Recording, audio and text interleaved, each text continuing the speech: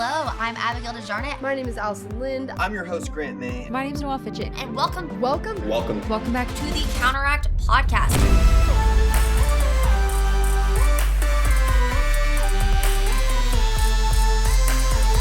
All right, welcome back to the Counteract Podcast. Very exciting, fun episode today because we are celebrating 1 year of the Counteract Podcast. I've got Allie Paris in here in the studio today, which is just always a fun time. You guys always like the episodes with Allie. I don't know why, honestly.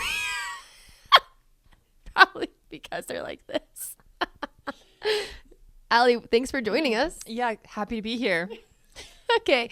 Well, here in Northwest Arkansas, it is like approximately a singular degree outside. You can see the snow all around. Yeah. So this is a really fun week to do this episode because we've been in our houses for like 2 days, if that, a day and a half. It's not been bad.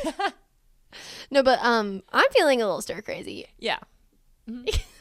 But we just kind of wanted to get on here and like talk about like all that the Lord has done through this podcast for the last year, because it's definitely been a faith journey. We said we did not want to do a podcast multiple times, like for years. We were like, oh, but we don't want to do a podcast. And I don't really know why.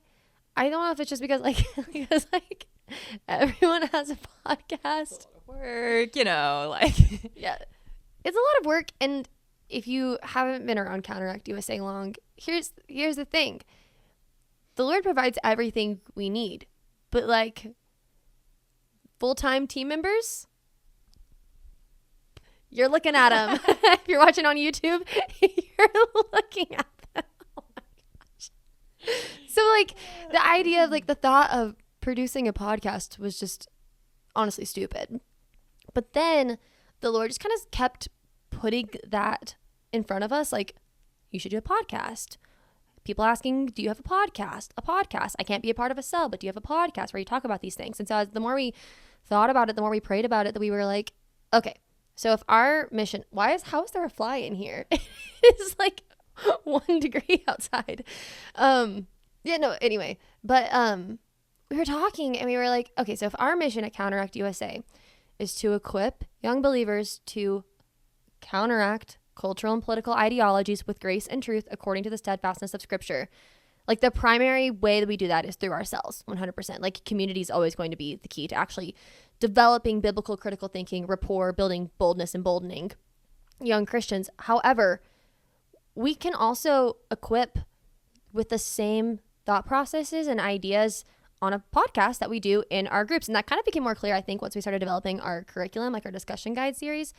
Because our discussion guide series, like in all of our Counteract USA discussions, it goes through the same kind of basic model or breakdown of a discussion of, okay, let's define the thing, like kind of lay out like kind of the thesis of the discussion. Okay, what are the worldview implications? Where do we see this in culture? What does the Word of God have to say about this? And then what do we as Christians do about it? Which kind of just made sense for a podcast format. And so I don't even know when did we decide to pull the trigger on this? I don't know, because we had tried a couple times. We were like, should we start it now? We would like film 1 or 2 episodes, and they were like, no, this is not it. This is not it. Hey, Oren, can you find a clip of like the pilot episodes that never made it to the earth, and please put it on this podcast, because I kind of forgot those were real. Yeah, we'll see if we can find them, because that was a fun time, a fun ride for sure. But yeah, I think it was beginning of last year where it was very clear. Like we talked to a bunch of people kept asking us. End of 2023. Yeah, they had kept asking us like, when is a Counteract podcast getting started? And so we just took a couple days, really mapped it out what it would look like, and kind of launched. We thought it would be a good idea to launch while we were at a media convention with like 30,000 people there. We're like, we'll launch it. And like realistically, the play there was since we were at its national religious broadcasters. We had no business being there last year. We just wanted to kind of like get a feel for like who are these people, make connections, and we did. And like literally the Lord showed up in so many ways. But the play with like launching the podcast that week, we were like, we'll see if people ask us, do you have a podcast? We can be like, oh my gosh, it launched today. And then no one could ask us anything about anything. But actually, that's kind of cool because we, for that particular event, we were actually scared to death. And like that actually is happening like right now. Like National Religious Broadcasters 2025 is happening like as this is airing, going to the internet. We were scared to death to go to that conference, but we just kind of felt like, okay, the Lord's kind of opening up these opportunities. We knew some people that were going to be there. I guess let's go. But this just might have led to some of my very favorite stories. If you listen to the Christmas episode where Allie and I, it's kind of like this, where we're just like, we were just having a lot of fun in the Christmas episode, but we were recapping one of my favorite Counteract stories. And like, this is one of the more tame ones, but it's one of my favorites because you can talk about it. But so like Counteract budget, we're not staying in the hotel last year. Like last year, we're not staying in the hotel that this convention is happening in.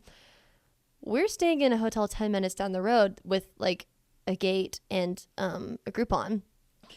How much was it a night? I think it was $63 a night, which is really good. We were in Nashville. Yep. In the baked potatoes. If you need a recap on that story, just go listen to the Christmas episode. But we were actually like really scared. I will genuinely say that we were like very prayerful as we headed into that day because we were like, there's just so much here.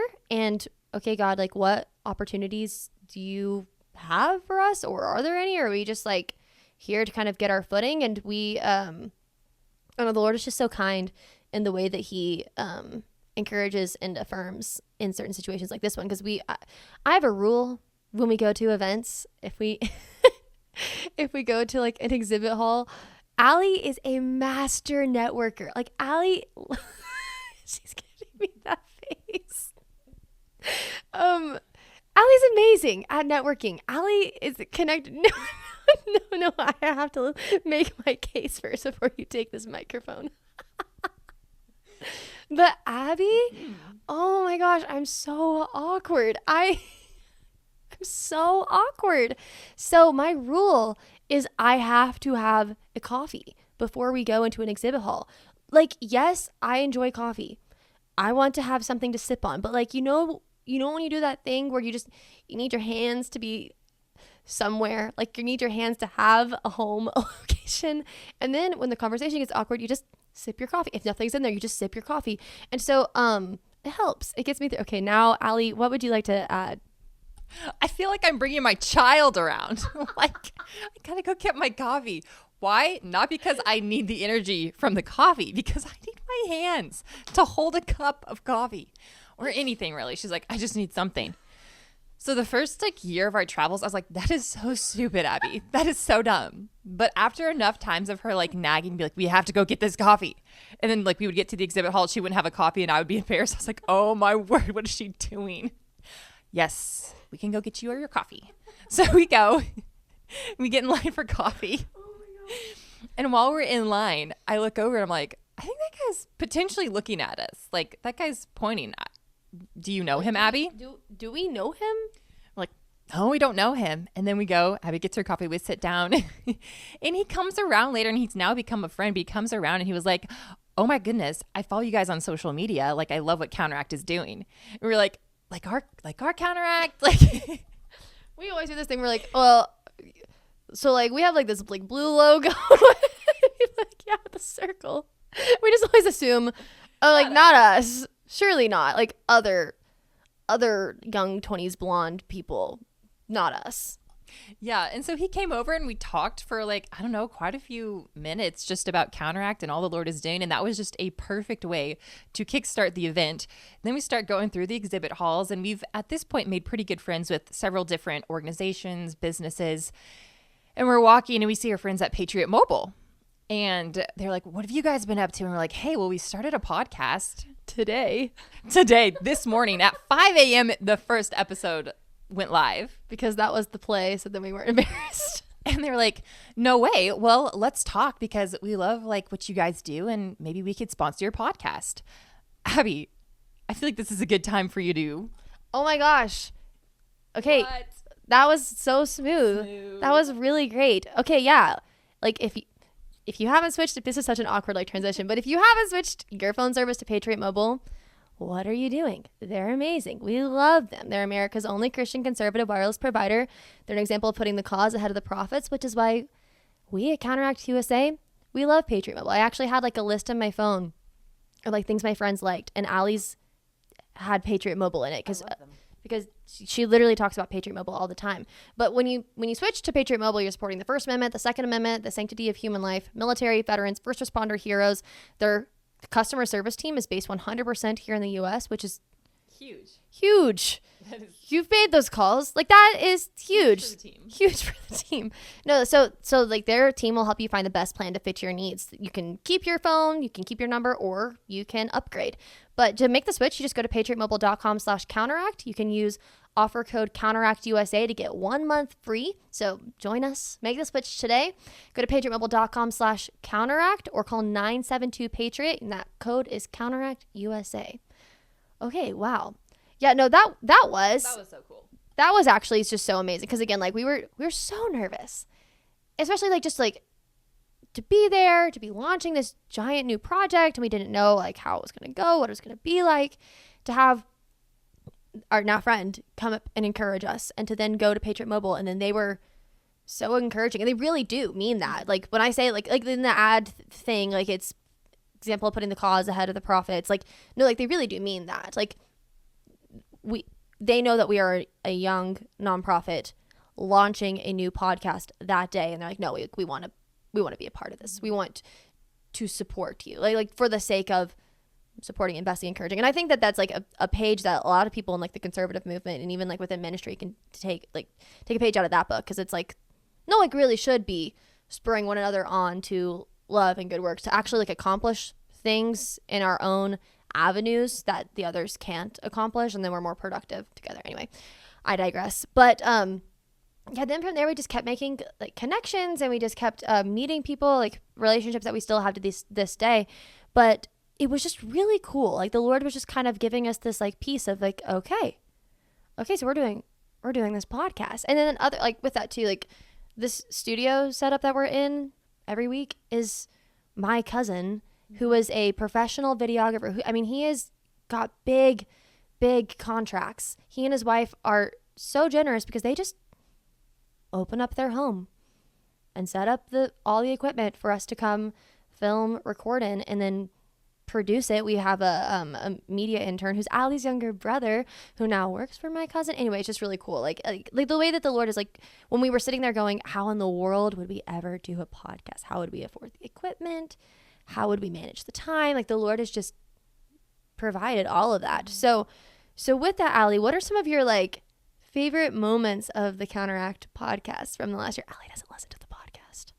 No, I listen to everything live. I have my place on that couch right over there.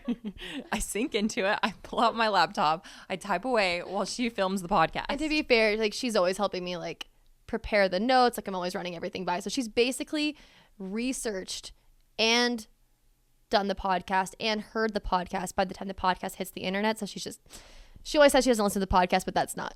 Yeah, I don't just like let it run on Spotify. I should though, for our numbers, right?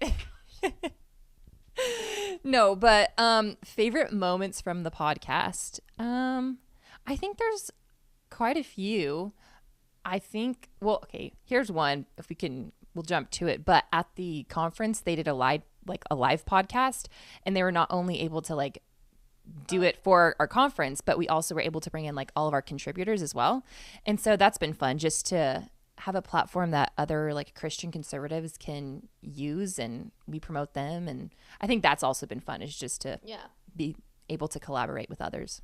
Yeah, no, I think that was something that like early on we were like, would we want to make this kind of like an op-ed style podcast? Because like if Counteract USA is supposed to be like equipping young Christians from across the country to apply biblical truth to cultural and political conversations, like that's not always going to be exclusive to like Abigail's perspective on an issue, or things that I think that that's like journalistically something that my very useful degree is in journalism, and that was exciting because ChatGPT came out like 1 month before I got my degree, so rendered it somewhat useless.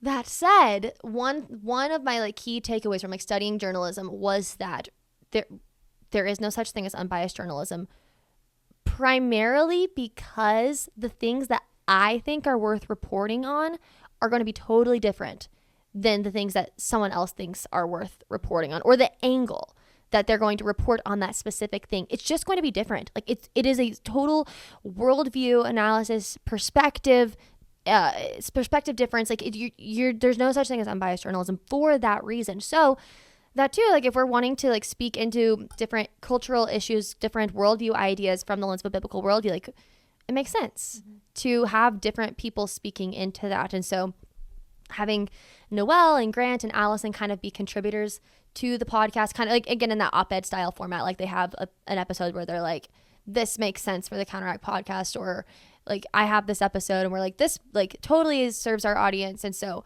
being able to like collaborate has just been really cool. And also the friendships that have formed through that, like I get really encouraged and excited about the young Christian conservative movement at large because of those people, like those friends, like Allison, Grant, Noelle. Like we're here in Arkansas. Grant is in Richmond, Virginia. Noelle is in Los Angeles, California. Allison is in New York City, New York. Like it is very like across the country, truly. And so with that, yeah, no, I loved being able to bring the podcasters back to the podcast for this podcaster panel, doing kind of that live podcast. That was really fun. That was really cool to see, like, okay, Lord, like you've set up this project, you brought these people in, because they actually were our Gen Z panel from our first Resolve to Stand conference. They were kind of people that we were like, we love what they're saying and doing in the conservative movement as young believers. And so like we want them to come talk to our audience. And so being able to have them contribute to the podcast has been really, really, really neat. I think some of my favorite moments, I mean, okay. So, you know, the JoJo Siwa thing, the dream guest, I'm not going to do the voice. It's taking everything within me to not do the voice. So embarrassing. No, but like when I say that Pastor Phil Hopper is like dream guest on my podcast, like that's very niche, I know, but like it was really, I was also scared on that one. It was really, really kind of Pastor Phil to come on the podcast. Super busy schedule, but making the time to come on to contribute he and a number of others have just been super kind to give us their time. Or is that hand to take the microphone? My Lego hand. It's like really low. Yeah, she told Pastor Phil, she was like, do you know who JoJo Siwa is? Again, I'm sitting on the couch while they're filming. He's on the phone. I'm just like holding my breath. And she says, do you know who JoJo Siwa is? And I was like, no way. My jaw dropped. He's like, can't